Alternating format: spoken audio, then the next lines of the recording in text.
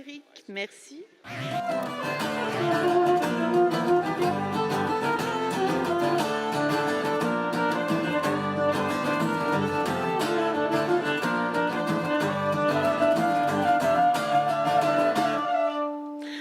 Bonjour à ceux qui nous rejoignent. Merci d'être avec nous sur ce Café des libraires, le Café des libraires où l'on parle des derniers livres édités en France des invités du festival America. Les interviews sont réalisées par des libraires que j'ai grand plaisir à retrouver pour certains depuis déjà plusieurs années. C'est le cas de Renaud Junillon qui vient de la librairie Luciole à Vienne. Cette librairie qui est présente ici depuis le début, Depuis les débuts. du Café des libraires. Merci à toi Renaud d'être avec nous et nous allons aujourd'hui entendre parler des livres de James Noel qui est à côté de Renaud, de Nick Dybeck qui est ici et puis de Lauren Groff qui est déjà venue au festival, on s'est déjà rencontrés et qui est... on va commencer d'ailleurs par Nick Dybeck, hein, c'est ce que tu as choisi Renaud. Nick Dybeck, alors diplômé de l'université du Michigan, il enseigne au lycée, à l'université, mais aussi en prison.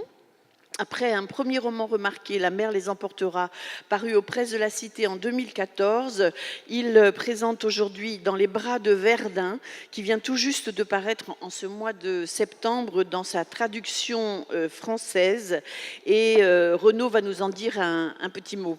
Oui, alors quelques mots pour vous présenter le livre. L'histoire commence à Santa Monica dans les années 50, au moment où le narrateur, qui s'appelle Tom Combs, qui est scénariste à Hollywood, rencontre de manière complètement inattendue lors d'un enterrement Paul Weyerhaeuser, qui est un ami en fait qu'il n'avait pas vu depuis la Première Guerre mondiale, puisqu'il était en Europe à ce moment-là. Et cette rencontre va éveiller tout un passé, des souvenirs, mais aussi des secrets, des mensonges également. Et on va découvrir donc, avec cette plongée dans le passé, toute la vie, la jeunesse notamment de ce personnage, Tom Combs, une jeunesse qui est marquée par la mort, la disparition. À la mort de sa mère, en fait, il va partir rejoindre son père qui travaille pour l'American Field Service et les ambulanciers américains qui étaient volontaires au moment de la Première Guerre mondiale.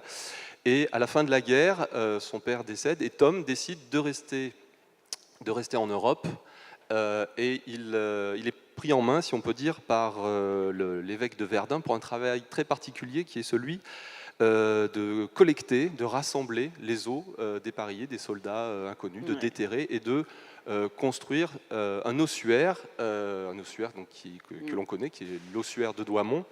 Et il va rencontrer des familles qui viennent sur place à la recherche de disparus, en quête de vérité autour de ces disparitions-là. Et il va faire la rencontre d'une jeune femme, Sarah Hagen, américaine, elle aussi, dont le mari a disparu dès le printemps 18. Et une relation, une passion, mais particulière va se nouer entre ces deux personnages autour de la solitude, du déracinement, de l'incertitude aussi. Et alors là, c'est juste la moitié du livre, je ne vous en dis pas plus, mais on va suivre cette passion, on va essayer d'en discuter, de l'analyser un petit peu, mais j'avais une première question, mais on va écouter l'extrait, le début, pour que vous ayez en tête Merci à la Emmanuel langue Benèche de Dybeck. nous rejoindre de nouveau, il était déjà avec nous hier, et c'est lui qui nous lit un extrait le début du livre de Nick Dybeck. Le défunt était médecin, un chirurgien réputé dans sa spécialité. Mais pour moi, c'était simplement un voisin qui un jour s'était retrouvé à la porte de chez lui en plein orage. Je l'avais invité à attendre dans mon salon et nous avions bu du café en regardant la pluie crépiter sur les feuilles d'eucalyptus. La conversation était agréable et les silences confortables. Il s'avéra que nous avions un certain nombre de points communs. Nous avions grandi dans des villes du Midwest, Chicago dans mon cas, Saint-Louis dans le sien. Nous vivions tous deux seuls. Lorsque le serrurier était arrivé au volant de sa camionnette brinque-ballante, nous nous étions serrés la main sur la promesse de nous revoir bientôt. L'occasion ne s'était pas présentée. On l'enterra dans un costume beige, les mains croisées sur la poitrine. Il ne ressemblait pas à l'homme qu'il était de son vivant. Du moins, pas à l'homme que j'avais connu. Une fresque de style maniériste décorait le plafond du salon funéraire. Lumière rose, anges graciles, nuages et fontaines. Un luxe qui n'était sans doute pas à la portée de n'importe quel mort. Je ne connaissais aucun des amis du docteur Kepler, mais je décidai malgré tout de rester aussi longtemps que possible. Je me présentai à sa fille, que je trouvais entourée de 3 enfants aux yeux clairs.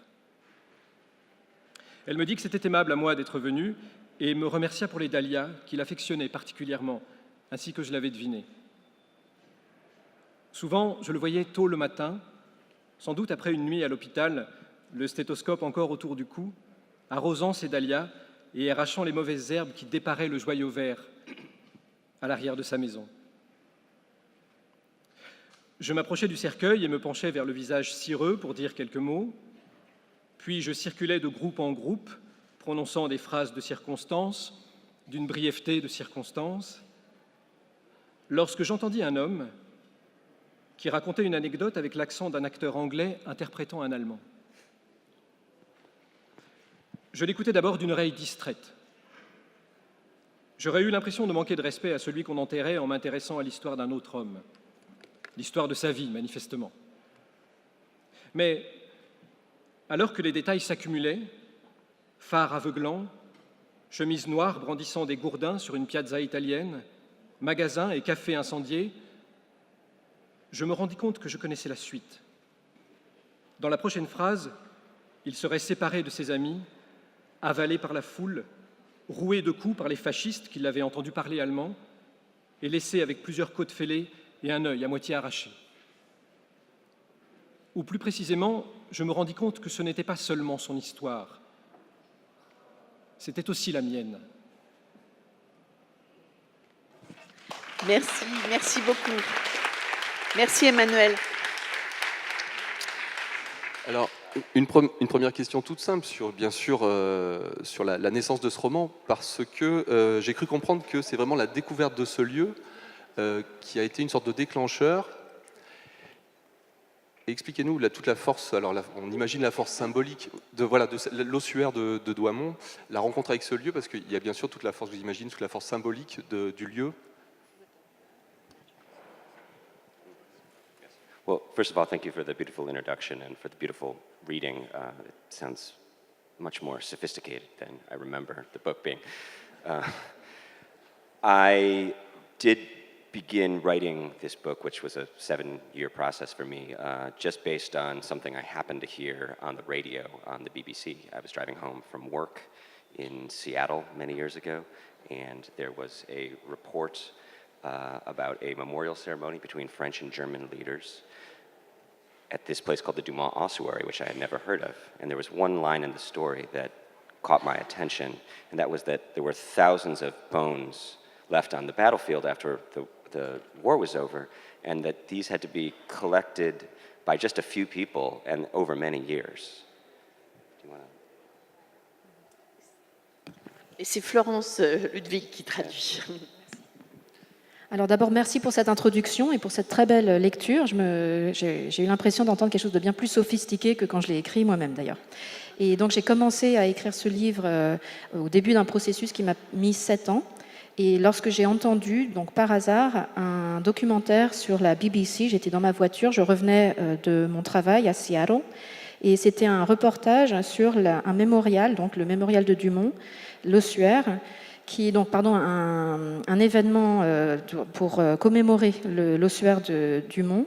Et le journaliste parlait du fait qu'il y avait encore, après la Première Guerre mondiale, des milliers d'os qui avaient été ramassés pendant des années par quelques personnes. I was very struck by that for 2 reasons immediately. The first one was just kind of a question that I think a lot of writers think about on the character level, which is, what would that experience day to day, wake up, walk around this moonscape, a battlefield, pick up human remains for years at a time, is so foreign from my day, which involves getting up and grading student papers. And so I immediately there was a question of how does that shape your personality and your experience of the world when that is the kind of environment and work that you do every day. Do you want to say one other thing?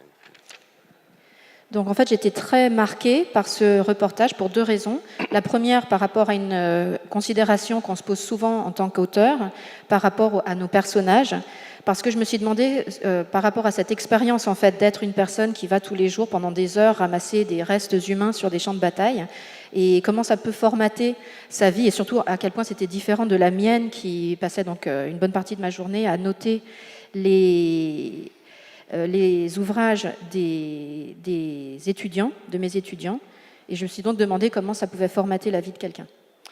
But on top of that, it was also very surprising because I certainly, and I think a lot of people, think of World War I as this great crucible of modernity and the sort of moment where the world turned the corner into the 20th century, et cetera, et cetera. But this was an extremely old, like almost a sort of medieval-seeming image. It seemed that there was something contradictory and kind of ironic about this, all the technology and, new nation states had been created and the sort of, modern map of Europe had just been drawn. And yet here were these people that were engaging in this same activity that, at least for me, you associate with something 1,000 years earlier. So I really liked the kind of contradiction in those two things.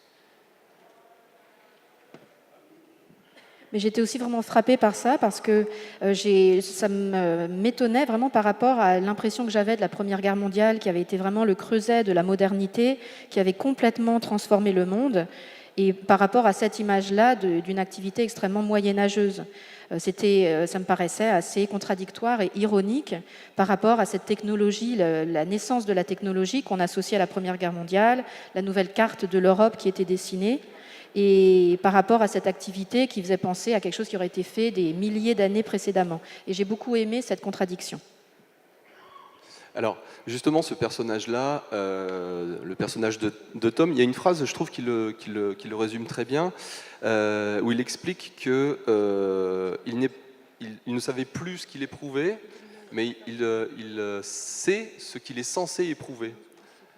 Et il y a cette petite... voilà, c'est au détour d'une phrase, et ça résume tout à fait ce personnage-là, qui est dans une forme de solitude totale. Et c'est peut-être aussi, alors on peut enchaîner la question, c'est peut-être aussi pour ça qu'il est attiré par Sarah, qui est aussi une personne complètement seule. C'est deux solitudes qui se retrouvent finalement. Yes, absolutely. Both characters in the love story are lonely for a number of different reasons. They're both, as you mentioned in the introduction, immigrants or expatriates or exiles or whatever word you want to use. Tom himself is an orphan. He's lost his parents. Sarah, the reason why she comes to Verdun is that she has lost her husband during the war. He's gone missing, and she's been sort of desperately or even obsessively trying to find any thread of information about what might have become of him. And I think that's the true measure of loneliness is feeling isolated in the present, but feeling that the future is absolutely unknown. Oui, absolument. En effet, les deux personnages ont ce point commun dans l'histoire d'amour et ils se rapprochent pour un certain nombre de raisons, en particulier, comme vous le disiez au départ, en introduction, parce que ce sont des immigrés ou des exilés, comme vous voulez le dire. Et Tom est aussi un orphelin. Et la raison pour laquelle Sarah va à Verdun, c'est parce qu'elle a perdu son mari, donc il y a une perte des êtres proches également qui les rassemble. Et elle recherche son mari d'une façon assez désespérée, même obsédée. Elle cherche absolument à retrouver la moindre miette d'informations concernant son mari.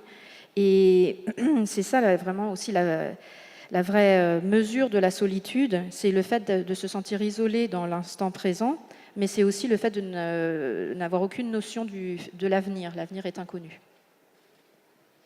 Et l'introduction du troisième personnage, alors, que l'on retrouve aussi, que l'on croise dans le livre, c'est Paul. Qu'est-ce qui vous a incité à ajouter ce personnage en plus dans l'histoire ? So C'est un the drôle. yeah the third major character who sort of forms a kind of love triangle with Tom and Sarah is an Austrian former soldier and now current journalist named Paul. And you know what happens in the book and what it really ultimately is about is people trying desperately to find meaning in a time when it's hard to find meaning. I mean, maybe it's hard to find meaning in every time in history, but I think especially in the years between World War I, when really the kind of rules of politics and technology and life itself have kind of just been very traumatically rewritten. Une dernière question? Non. La traduction? Translation, yeah. Oui, alors donc j'ai ce troisième personnage qui en fait forme une sorte de triangle amoureux avec Sarah et Tom. C'était un soldat autrichien. Pardon. Et c'est maintenant un journaliste au moment de la narration du roman. Et c'est en fait de ça que parle ce roman, en définitive, le fait que tous ces personnages recherchent un sens à un moment où c'est particulièrement difficile de le trouver. C'est peut-être difficile à tout moment de l'histoire de trouver un sens, mais en particulier juste après cette Première Guerre mondiale où le paysage politique et technologique a été bouleversé d'une façon très traumatisante. Paul enters the story about halfway through because at that point, both Sarah and Tom have gone to Bologna, Italy, and they've gone there because there's a former soldier who's either lost his memory or is unwilling to communicate anything about who he is. And Sarah probably doesn't really ruin anything to say, begins to believe that this is her missing husband. And Tom, of course, thinks that there's no possible way that, you know, it would be the most insane coincidence if he was. And Paul comes on the scene because he thinks that this guy is another person that he's been looking for. And not out of love, but out of a sense of revenge, actually. Or a desire for revenge. Et donc, Paul arrive dans le roman au milieu de l'histoire, au moment où Sarah et Tom sont tous les deux allés à Bologne, en Italie, parce qu'ils veulent rencontrer un ancien soldat qui aurait perdu sa mémoire ou qui peut-être ne voudrait pas, refuserait de communiquer quoi que ce soit par rapport à lui, à son identité. Et Sarah, bon, je pense que c'est pas vous révéler trop de l'histoire, de vous dire que Sarah commence à croire que c'est peut-être son mari porté disparu. Tom, lui, ne veut pas y croire et il pense que ce serait une coïncidence vraiment trop folle si c'était le cas. Et Paul, lui, pense que c'est peut-être quelqu'un qu'il a connu aussi par le passé, mais qu'il voudrait retrouver non pas par amour, mais par désir de vengeance. Voilà. Est-ce qu'on peut en raconter plus? Non, je ne crois pas. Hein. Non, il y a plein d'autres pistes de lecture de ce livre foisonnant quand même. Oui.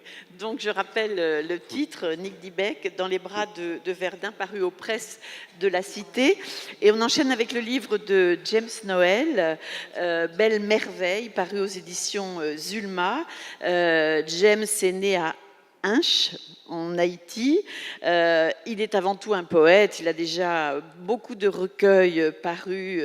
Le Pyromane adolescent, suivi du Sang visible du Vitrier, paru chez Point en 2015. Anthologie de la poésie haïtienne contemporaine, aussi La migration des murs. Et puis il anime également la magnifique revue. On l'a pas là sur le plateau, mais je pense qu'on doit la trouver sur le salon du livre. Une magnifique revue qui s'intitule Intranquillité, qui fait entendre au fil des numéros des voix de poètes, d'écrivains, de musiciens, de journalistes, de peintres, de photographes, de slameurs, et c'est édité par les Passagers des Vents. Et Passagers des Vents, qui œuvre d'ailleurs pour la promotion de la culture sous toutes ses formes diverses et innovantes. C'est une organisation en Haïti d'événements culturels, de résidences littéraires et artistiques que nous, à Étonnants Voyageurs, on a eu la chance de découvrir. Et puis, il y a une émission de radio aussi, elle existe toujours. Télé, pardon. Intranquillement Vôtre. C'est ça, hein, pour rendre compte de l'effervescence heureuse de la culture haïtienne, parce que s'il y a bien quelque chose qui se porte bien là-bas, C'est la culture, on va dire ça comme ça. Alors, ce premier roman, donc Belle Merveille, a été récompensé par le prix Caraïbes. Donc pour un premier essai, c'est pas mal. Et puis, on va en découvrir peut-être un extrait par une lecture donnée par Gabriel Gocalpe, que j'invite à nous rejoindre. Mais tu en dis un petit Voilà, mot pour d'abord, vous Renaud. présenter Belle Merveille. Alors, il y a le titre de la rencontre ici se tourne autour de l'amour et des folies de l'amour. On Folie de pourrait mettre un sous-titre qui est le traumatisme. Et c'est vrai que la thématique entre ces trois livres, c'est quand même l'amour comme revanche de la vie sur les traumatismes. Et là, il est question effectivement du séisme donc de janvier 2010 en Haïti, qui était d'une extrême violence. Rappelez-vous, magnitude 7 à 7,5. Haïti a été ravagé, 300 000 morts. 300 000 blessés, 1,2 million de sans-abri. Enfin, le bilan est assez effroyable, des bâtiments entièrement détruits, l'état d'urgence décrété. Et donc, le narrateur du livre est un survivant. On le retrouve au milieu de ce chaos. Il se dit poète, il dit se nommer Bernard. Et errant dans cette ville disloquée, Bernard va rencontrer Amor, qui est une humanitaire italienne qui travaille comme bénévole dans une ONG, et elle va Qui lui était proposer... sur place avant le séisme. Voilà, c'est important voilà, de le tout à fait. préciser parce qu'après tout le monde est arrivé, mais elle Voilà, était déjà tout là. à fait. Elle était déjà là, et elle est là par amour aussi de l'île et de l'aide. Et une histoire d'amour, bien sûr, une passion va naître entre ces deux personnages. Elle va lui proposer d'ailleurs de l'accompagner à Rome. C'est le coup de foudre, et on va écouter quand même l'extrait pour avoir, voilà, que vous ayez tous dans l'oreille cette langue absolument merveilleuse de James Noel. Pap, pap, pap, pap, papillon. Aucune ville ne saurait voler plus haut que ses vertiges. C'est moi, Bernard, qui te le dis. Pap, pap, pap, papillon. Songe à l'histoire qui t'échappe à tire-d'aile. Je vais tout de même te la raconter, franco et cœur sur table, tout en me disant que c'est l'inverse qui aurait dû se produire. C'est toi, le papillon qui vole plus haut que les arbres. Toi, le papillon qui peut voir la montagne cachée derrière une autre montagne, et derrière la montagne cachée, encore d'autres montagnes. Papa loco. Tu as failli à ta mission d'esprit des lieux, l'esprit et les yeux qui voient l'ennemi arriver de l'autre côté de la montagne pour prévenir le peuple qu'un malheur s'apprête à frapper ses frontons. Je sors aujourd'hui de ma coquille, tout doucement, comme la ville qui essaie de regarder la vie avancer en pointillé. Je ne t'accuse pas, ne t'accule pas, mais nos morts, nos remords restent sans pardon devant tes errements d'insectes trop tête en l'air. Que dis-je ? Tu aurais dû venir d'un battement d'ailes pour tout nous raconter. J'aurais pris ma chaise basse pour t'écouter parler. Le pire a pris le meilleur en nous. Notre poésie est plombée dans la peur avec des ailes de Coriolan qui l'empêchent de voler. Maintenant, il ne nous reste que lourdeur et chape de plomb. Le papa des malheurs s'est abattu sur la ville et a transporté la capitale en capitale de la douleur. Pap, pap, pap, papillon. Il y a un silence assourdissant dans ta vie d'esprit, un silence en dents de scie, un non-dit, un blanc dans l'histoire. Pap, pap, pap, papillon. Toute la ville sait que tu n'as rien vu venir. Notre monde bat de l'aile, tandis que toi, papillon, tu t'es enfui, enfoui, furtivement dans les trous noirs, je ne sais où. Plus personne, désormais, n'est condamné à être dupe de cette histoire. Merci Gabriel, qui revient aussi nous retrouver aujourd'hui. Voilà, donc vous avez un petit extrait de la musicalité, du rythme, de cette langue poétique, tous les jeux, voilà, sur les sons, etc., de la langue de James Noel. Alors, on peut d'ailleurs s'interroger, puisque c'est un premier roman, c'est le fond qui a imposé la forme. J'ai cru comprendre que c'est un projet qui a été long à porter aussi, et pour dire la catastrophe, dire l'indicible, c'est la forme longue du roman qui s'est imposée finalement. Au fait, bonjour, et merci à ce lecteur magnifique ouais, justement, qui m'a fait entendre ce que je cherchais avec ce papillon. D'ailleurs, pour répondre à la question, j'ai dû faire du bavardage pour envoyer mon roman à un éditeur, mais mon roman se tient sur une ligne, papillon. Pour moi, c'est tout mon roman. Mais je sais que j'aurais été mal interprété, mal. Si je signais juste ça pour un éditeur, ça n'aurait pas été. Aucun éditeur n'était courageux pour publier un roman comme ça. Mais c'est Papillon, et pour parler d'une ville qui s'appelle Port-au-Prince. Quand tu vas en Haïti, ton billet d'avion, sur le billet d'avion, c'est écrit PAP. Et je parlais de cette ville. C'est l'un des personnages principaux du roman, Port-au-Prince. Cette ville soliloque et disloquée, qui s'est envolée comme un papillon en 35 secondes. Papillon, c'est mon roman. Tu n'as pas répondu à la question, hein? Oui, au fait, justement, je l'ai porté longtemps quand j'étais à Rome, en résidence à la Villa Médicis, et j'étais accepté pour un projet de roman. J'ai commencé à écrire sur place, mais je faisais trop la fête là-bas.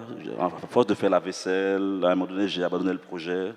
Et puis, l'année dernière, suite à une tempête, justement, qui a apporté la résidence Passager des Vents dans le sud, je me suis dit, tiens, comment faire pour me sortir justement de cette déferlante, parce qu'il y a eu le tremblement de terre, après il y a eu cette tempête, tout ça. Je me suis, voilà, pour moi, l'imaginaire, la création, c'est une bouée de sauvetage extraordinaire.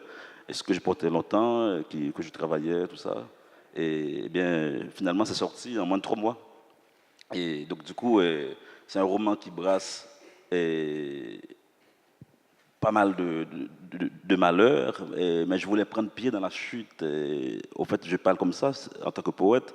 Quand je dis en tant que poète, le poète, il a comme des formations professionnelles de vouloir tout dire en peu de mots. Et donc, moi, c'est le grand pari, justement, de dire tout et dire plusieurs malheurs, et en même temps, comment prendre pied, comment jouir dans tout ça. Et c'était ça pour moi le grand parti pris. Donc du coup, dans la forme, il y a cette dimension musicale. On peut croire que c'est esthétique, mais en même temps, je regardais tout ça de notre côté. Quand il y a eu le tremblement de terre, je me dis, mais il y a une forme d'injustice. On parle du malheur, on parle de tous ces morts, et bon, on peut parler de tout ça aussi, mais pourquoi personne ne raconte pas cette musique? Et j'ai jamais entendu une musique aussi belle que la musique du tremblement de terre. C'est une musique inénarrable, c'est une musique d'autres tombes, et je voulais restituer ça dans le texte. Il y a un autre aspect aussi dans la construction, parce qu'on n'est pas du tout, alors vous avez compris, on n'est pas du tout dans le roman naturaliste où on va vous décrire tout ça, etc. Et le livre est composé de chapitres assez courts qui forment comme des petites nouvelles, en fait, des petites histoires, mais très bien construites. Il y a un titre, il y a une chute, et on a l'impression que c'est un kaléidoscope un petit peu de plein de visions différentes. Et c'est voilà, il y a la volonté de saisir peut-être un ensemble de choses ou de regards.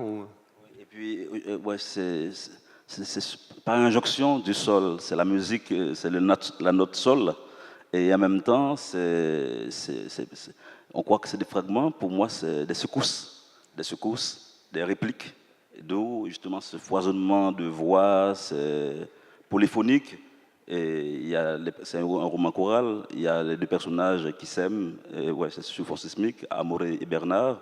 Mais en même temps, c'est voilà. Et la voix de l'humanitaire, les ONG qui sont là. Mais en grand nombre, des oiseaux prédateurs parmi eux, et donc du coup il y a toute une floraison d'animaux, charognards parfumés, etc.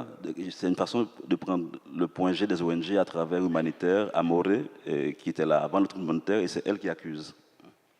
Alors je voulais juste rebondir, parce que tu parlais justement de sol, de musicalité. Ce personnage de Bernard qui est poète, il le dit, je crois, dès les premières pages, il dit que c'est un être désaccordé. Alors, comment il faut l'interpréter? Mais vu ce que tu viens de dire, on le comprend. En fait, c'est un poète raté. C'est un poète raté et totalement, il est perdu aussi. Et il a vécu ce tremblement de terre, et il a failli laisser sa peau et puis il est en colère par rapport à la fresque, par rapport à ce tableau macabre qui est devant lui. Et c'est l'amour qui les sauve, Amaury et Bernard. Et il est désaccordé, il n'a plus de voix, il est en colère et en même temps, voilà, ouais, c'est quelqu'un qui est très frustré. Même ses notes, ben, ça ne tient pas debout parce que ouais, c'est un poète qui n'a pas beaucoup de talent. Et donc voilà, il veut exprimer tout ça, mais il sait qu'il n'est pas à la hauteur. Donc du coup, sa voix encore devient plus forte, plus fort. Ouais. Non, moi je m'étais posé la question, mais alors maintenant que tu dis que le poète était raté, je vais pas te dire que est-ce qu'il te ressemble, bien sûr que non, puisque toi t'es pas un poète raté, tu es un poète complètement réussi. Mais justement, moi je pensais que c'était cet événement terrible que tu as vécu en Haïti, qui pouvait aussi, même chez un poète de talent, dérégler les sens. C'est-à-dire que les sens sont déréglés. Tu as mis longtemps avant d'écrire ce livre après le tremblement de terre. Et ce qui me frappe, c'est qu'en fait, tous, vous avez attendu un certain temps avant de pouvoir écrire ce livre, que ce soit Dany qui l'a fait un peu plus tôt, mais Yannick Lahens, mais Louis-Philippe d'Alembert, etc., Mackenzie, tu vois. Et je me disais, voilà, peut-être que je t'ai vu depuis bien souvent, je t'ai vu pendant, puisque nous étions là-bas nous aussi, mais je t'ai vu depuis bien souvent et je n'avais pas perçu que ça pouvait, je ne sais pas comment dire, justement, provoquer ce dérèglement des sens, comme tu le dis pour ton poète dans le livre. En fait, justement, moi personnellement, je ne voulais pas vraiment assumer le tremblement de terre partout parce que c'est cauchemardesque. Mais j'ai écrit le premier livre sur le séisme. J'ai fait la première fois que je suis sombré dans la prose, c'est très peu après le tremblement de terre, et 4-5 mois après, j'avais écrit un livre jeunesse, La fleur de Guernica. Et pour moi, c'est un peu l'enfance de Belle Merveille. Et voilà, c'est Sismo, un personnage justement qui sauvait cette amoureuse, Rosemonde, sur les décombres. Mais quand je dis que je ne voulais pas l'assumer, mais j'écrivais avant, sur le tremblement de terre, bien avant le 2 janvier, bien avant le séisme, c'était une quête esthétique chez moi. Et quand on me disait très tôt après le tremblement de terre, ah tiens, mais c'est comme si tu annonçais, je ne voulais pas assumer ça parce que bon, c'est pas tellement sexy. Et donc du coup, pour le roman, et je crois que c'est pour évacuer. Et je ne voulais pas faire un roman juste pour devenir romancier. Mais en même temps, voilà, comment au moins comment dire tout ouais, pour moi, ça s'est finalement passé par le roman, mais je n'ai pas le sentiment d'entrer d'emblée dans quelque chose de tout à fait ouais, dans une voie nouvelle. Je racontais beaucoup d'histoires dans mes poèmes avant, sauf que c'est pas là qu'on attend un poète. Et là, je raconte des histoires en continuant la poésie de manière plus masquée, quoi. C'est bon pour toi? Voilà, alors la transition peut être un petit peu compliquée pour parler des furies de Lauren Groff. Alors ce qu'on peut-être dire, c'est que chez James Noël, l'amour entre Bernard et Amaury, c'est un amour passionnel, un amour salvateur et qui est une reprise de la vie finalement Oui. face au drame. Et chez Lauren Groff, eh bien, il est question d'amour, mais on va creuser un petit peu plus profondément, et on va décortiquer justement les relations et ce qui se joue et ce qui ne se dit pas surtout dans un couple.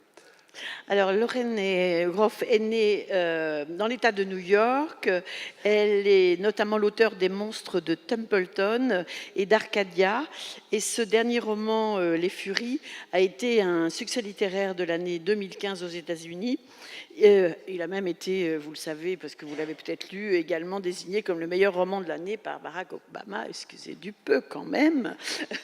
Mais juste une petite chose, une petite anecdote que je voulais dire à propos de Lorraine, qui, vous allez l'entendre, parle bien français, même si elle a à côté d'elle Catherine Chichereau, qui a traduit son livre et qui sera là en cas de besoin. Lorraine, vous êtes restée 9 mois, je crois, à Nantes comme étudiante étrangère, et vous avez dit quelque part que c'est ce qui vous a fait devenir écrivain, parce que vous ne parliez pas français en arrivant. Et vous dites dans cette interview qu'on devient une personne différente dans une autre langue, un personnage multiple, et c'est ce qui vous a permis de sauter le pas. Oh, ça y est, allez-y, il marche. Non, Il marche. oui. Bonjour. Alors, oui, non, c'est vrai, je me sens comme une autre personne dans le français. J'aimerais bien être la personne en français que je suis. Alors, oui, lorsque j'ai arrivé à Nantes, je ne parlais pas français et j'étais très triste parce que j'avais 18 ans et ils m'ont mis dans une classe au lycée avec les personnes de 14 ans et je connais personne et j'étais triste. Alors, je suis allée dehors de l'école et j'ai lu et j'ai trouvé les livres de Guy de Maupassant d'abord. Parce que c'était court aussi, et aussi parce que c'est la langue assez simple. Et c'est à cause de Guy de Maupassant, qui maintenant je n'aime pas trop, que je peux parler français. On peut. D'accord. Bon, merci Guy de Maupassant. Alors, on va continuer. Tu Oui, résumes un peu l'histoire quand voilà, même. quelques mots pour vous présenter le livre. Lancelot, que l'on surnomme Lotto, est donc le personnage. Alors, vous savez peut-être tous déjà l'histoire. Les Furies, c'est un couple. Vous avez Lancelot qui est le mari, qui est l'archétype du jeune Américain parfait. Il est beau, il est riche, il est adulé par ses camarades, sa compagne. Il multiplie les conquêtes féminines. Il rencontre Mathilde, qui sera donc sa femme, qui termine son cursus universitaire. Ils se rencontrent quand ils sont étudiants. Une grande blonde mystérieuse. Un seul regard, il tombe amoureux, il se marie, et alors la mère de Lancelot est contre cette union, elle lui coupe les vivres, et voilà les deux tourtereaux partis. Lancelot, lui, essaie de percer comme acteur, c'est difficile, c'est sa femme Mathilde qui le soutient, qui fait vivre le couple, et puis il va devenir finalement célèbre en écrivant des pièces de théâtre. Et ils incarnent donc le couple parfait aux yeux de leurs amis de tout New York. Ils donnent des fêtes. Lui, c'est l'écrivain, la figure de l'écrivain, adulé par sa femme qui est toujours présente, qui est à ses côtés. Et puis Lotto va mourir d'une crise cardiaque. Donc ce que je vous ai résumé, c'est la première partie. Alors je vous l'ai résumé très très vite, hein, rassurez-vous. C'est la première partie du livre qui est racontée du point de vue du mari, ça s'appelle Fortune, et puis la deuxième partie s'appelle Furie, et là on va découvrir la même histoire mais vue par Mathilde, vue par la femme. Et bien sûr on peut se poser la question s'ils ont vécu la même vie. Voilà. Voilà. Alors on va entendre le début du livre qui est lu par Hélène Monnery. Merci Hélène. Une bruine épaisse tombant du ciel, tel un soudain mouvement de rideau. Puis les oiseaux cessèrent d'accorder leurs cris. L'océan se tut. Sur l'eau, les lumières des maisons s'atténuèrent. 2 personnes s'en venaient sur la plage. Elle était blonde et osseuse dans son bikini vert, bien qu'on fût en mai dans le Maine et qu'il y fit froid. Il était grand, vif. Une lumière l'animait, qui attirait le regard, le capturait. Il s'appelait Lotto et Mathilde. L'espace d'1 minute, ils contemplèrent une mare remplie de créatures pleines d'épines qui, en se cachant, soulevaient des tourbillons de sable. Il prit son visage entre ses mains et embrassa ses lèvres pâles. Il aurait pu mourir de bonheur en cet instant. Il eut une vision. Il vit la mer enfler pour les ravir, emporter leur chair et rouler leurs os sur ces molaires de corail dans les profondeurs. Si elle était à ses côtés, pensa-t-il, il flotterait en chantant. Certes, il était jeune, 22 ans, et il s'était marié le matin même, en secret. En ces circonstances, toute extravagance peut être pardonnée. Ses doigts fins à l'arrière de son boxer lui brûlaient la peau. Elle le poussa pour gravir la dune couverte de pois de mer, puis ils redescendirent là où le mur de sable les abritait du vent, où l'on avait plus chaud. Sous son haut de maillot, la chair de poule virait au bleu lunaire et ses tétons s'étaient rétractés sous l'effet du froid. Agenouillés à présent, même si le sable grossier leur faisait mal, ça n'avait pas d'importance. Il n'était plus que bouche et main. Il l'allongea, remonta les jambes de Mathilde autour de sa taille et la couvrit de sa chaleur jusqu'à ce qu'elle cesse de grelotter. Forma une dune avec son dos. Elle avait les genoux pointés vers le ciel. Il aspirait à quelque chose de puissant, dépourvu de mots. Quoi ? Se revêtir d'elle, comme d'un vêtement. Il imaginait vivre dans sa chaleur pour l'éternité. Les gens qui peuplaient sa vie étaient tombés les uns après les autres, pareils à des dominos. À chaque mouvement, il la clouait un peu plus afin qu'elle ne puisse pas l'abandonner. Il se représentait une vie entière à baiser sur la plage avant de devenir un de ces vieux couples pratiquant la marche nordique le matin, dont la peau est comme de la pâte de noix laquée. Même vieux, il la ferait valser dans les dunes et assouvirait son désir pour sa fine ossature d'oiseau sexy, avec prothèse de hanche et genoux bioniques. Des drones garde-côtes apparaîtraient dans le ciel, braqueraient leurs lampes sur eux en hurlant « Fornicateurs ! Fornicateurs !» pour les couvrir de honte et les chasser. Et ceci, pour l'éternité. Il ferma les yeux, fit un vœu. Ses cils sur sa joue, ses cuisses autour de sa taille, c'était la première fois qu'il consommait cette chose terrible qu'il venait d'accomplir. Le mariage, c'était pour toujours. Merci Hélène, merci beaucoup.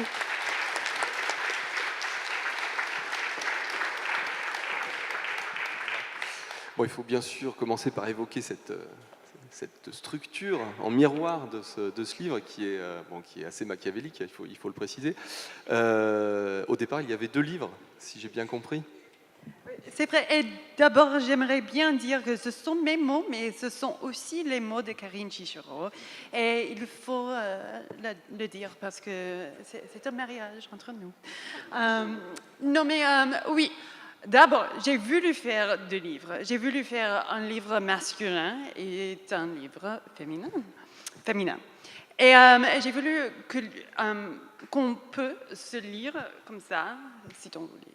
Et les secrets se montrent n'importe quoi, n'importe quel genre de lecture que vous prenez. Alors, mais j'ai fini le livre, j'ai fini de l'écrire et je lui ai donné à mon agent. Et il m'a dit, oh, malheureusement, Lorraine, vous n'avez pas écrit 2 livres, et il les a poussés ensemble. Il a dit, vous avez écrit un mariage. C'est 2 individus dans une unité comme ça, et j'ai pleuré. Et puis après, je le réécris, et il avait raison, malheureusement. Toujours, il a raison, n'importe quoi. Alors, il y a 2 visions, mais pas forcément 2 voix. Je voudrais vous interroger sur le côté... Si. Alors, sur la Je question ne suis narrative. pas d'accord. C'est vrai. Expliquez-nous. Parce que la première partie du livre, c'est dans le narratif de Lotto, le mari. Et, la deuxième, c'est dans la voix, pas dans la voix, mais dans la narrative de Mathilde, son épouse. Et ils sont écrits très différemment, oui. oui. Dans le parti de l'auto, ce sont des phrases très longues, les chapitres très longs. Ce sont des narratives que j'ai tirées des formes masculines, les Bildungsroman, des Kunstlerroman, des chansons de gestes, tous les moyens que les hommes s'expliquaient dans la littérature du passé. Puis, je me suis inspirée par l'écriture féminine pour l'autre partie, pour la partie de Mathilde. Et ces phrases étaient plus courtes, plus je ne sais pas comment dire, les expliquer, plus dynamiques peut-être. Oui, comme ça. Et je dirais qu'ils sont deux voix dans ce texte. Mais en anglais peut-être. Et alors il y en a même. Est-ce qu'on peut dire qu'il y en a une troisième? Parce qu'il y a quand même une petite voix entrecrochée. C'est vrai, c'est très vrai. Et je ne vais pas vous dire ce que c'est. C'est toujours la question et je refuse. Bon, c'est voilà, un narrateur omniscient. Enfin, vous découvrirez. C'est le mystère. C'est le mystère. Mais il y a une petite distance comme ça qui est un petit clin d'œil avec le lecteur qui est très à la fois. Enfin, il y a un côté ludique quand même parce que c'est le clin d'œil au lecteur cette petite voix aussi. Oui, non, c'est vrai. Parce que je n'ai pas voulu écrire un livre très très sérieux. Oui, parce que le livre que j'écrivais lorsque je commençais Les Furies, c'était un livre qui s'appelle Arcadia, et c'est vraiment noir, c'est vraiment difficile, c'est dur, c'était un livre très très dur à écrire, et au milieu de l'écrivain, j'ai dit « Oh, je ne peux pas, je vais mourir. Alors, il faut que je commence un autre livre, un livre qui est, à vrai dire, un opéra. Un livre qui est plein de couleurs, du sexe, des choses qui ne sont pas forcément dans l'Arcadia. Oui. Alors, on peut peut-être évoquer aussi rapidement les deux personnages. Est-ce qu'on peut considérer que... Alors, il faut préciser, il y a peut-être... Qu'est-ce qui joue au niveau des noms et des surnoms, puisque les deux personnages ont des noms de départ, Lancelot ou Loto, mais il y a un jeu aussi sur leur... Alors, est-ce que ça renvoie justement à leur identité? Est-ce qu'ils deviennent un autre personnage au fur et à mesure du livre? Comment ça se compose? Une force symbolique, là, moi je trouve, entre... Oui, il y a une force symbolique, parce que je ne suis pas vraiment réaliste, je ne crois pas que je suis de genre naturaliste, il y a quelque chose d'un peu fabuliste. Et dans ce livre, j'ai voulu écrire un livre qui est un peu plus élevé que la vie quotidienne. Et pour ça, j'ai mis beaucoup de symbolisme dans les noms dans ce livre. Et c'est marrant, parce que la vie d'un écrivain n'est pas toujours marrant. Des fois, c'est assez triste. Et il faut avoir des choses à faire qui se plaisent un peu. Alors, est-ce que, justement, en créant ce personnage de Loto, on est dans le cliché, dans l'archétype? Oh, bien sûr, je déteste les archétypes. Non, oui. Je trouve que les archétypes de virilité masculine, virilité américaine, sont noyeux, sont terribles. Et j'ai lu que Loto les a pris sans les questionner. Mais Mathilde, elle les questionne tout le temps. Et c'est pour ça que je vois dans ma vie normale qu'il y a des hommes comme mon mari qui prennent les archétypes sans les questionner, et ça me rend folle. Oui, parce que le cowboy, c'est pas bon, ça. Mais d'ailleurs, il ne se pose pas beaucoup de questions, puisqu'il ne s'interroge jamais vraiment sur justement ce que peut ressentir Mathilde ou par rapport à ça. Et effectivement, alors ce qui marque aussi la deuxième partie, qui s'ouvre, donc sur, vous l'avez compris, sur la vision du couple de Mathilde.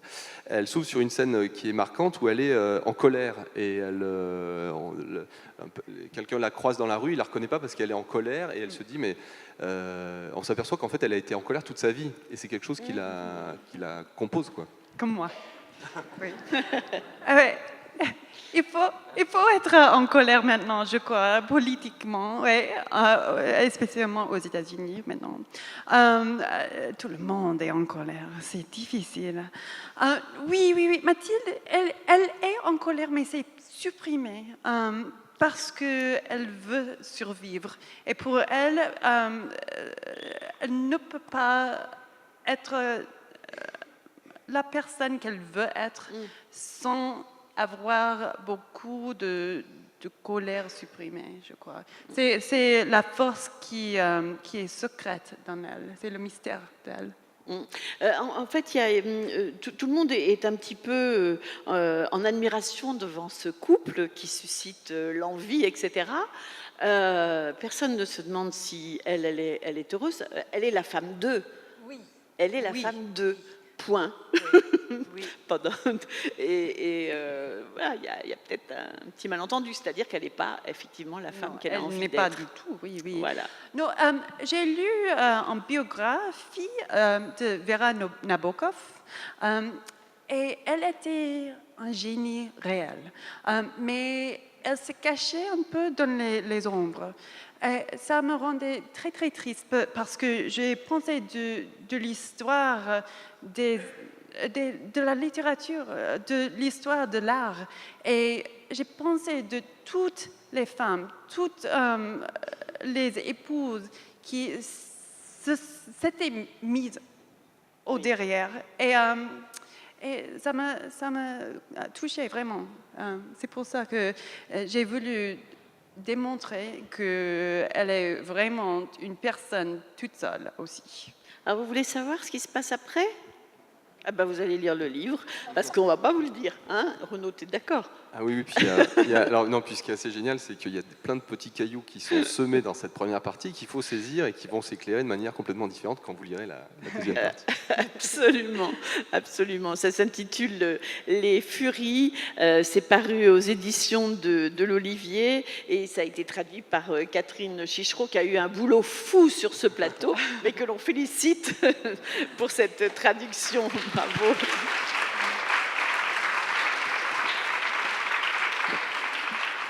Nous avons aussi parlé du livre de Nick Dybeck, Dans les bras de Verdun, un livre qui a été traduit par Karine Lalcher et qui est paru aux presses de la Cité. Et puis nous avons parlé aussi du livre de James Noël, Belle Merveille, paru aux éditions Zulma.